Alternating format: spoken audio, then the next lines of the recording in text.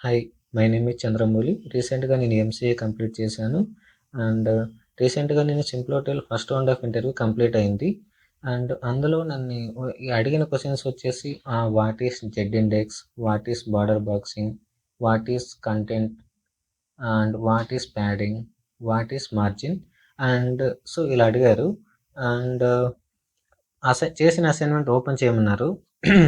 So right side ఉన్న టెక్స్ట్ని left side పోవాలి, లెఫ్ట్ సైడ్ ఉన్న ఇమేజ్ రైట్ సైడ్ రావాలి.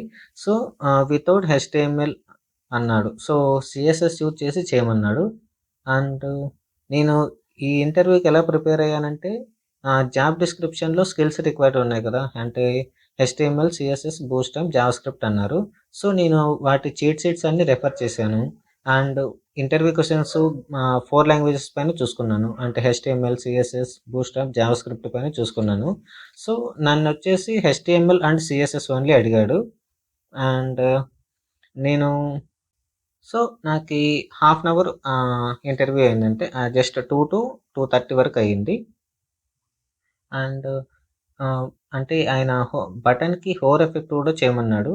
సో కంటెంట్ అంటే లైక్ లార్జ్ స్క్రీన్‌లో నాకు హోవర్ ఎఫెక్ట్ కావాలి బటన్‌కి ఒకటి అన్నాడు. సో మనం ఎలాగో మీడియా క్వెరీస్ ప్లస్ రెస్పాన్సివ్‌గా చేసాం కాబట్టి సో హోవర్ ఎఫెక్ట్ లార్జ్ స్క్రీన్‌లో కావాలన్నాడు కాబట్టి బై యూజింగ్ హోవర్ ఎఫెక్ట్ చేశాను. లైక్ కలర్ చేంజ్ కావడం, బ్యాక్‌గ్రౌండ్, సో రేడియస్ చేంజ్ చేయడం, అంటే టెక్స్ట్ చేంజ్ అవ్వడం.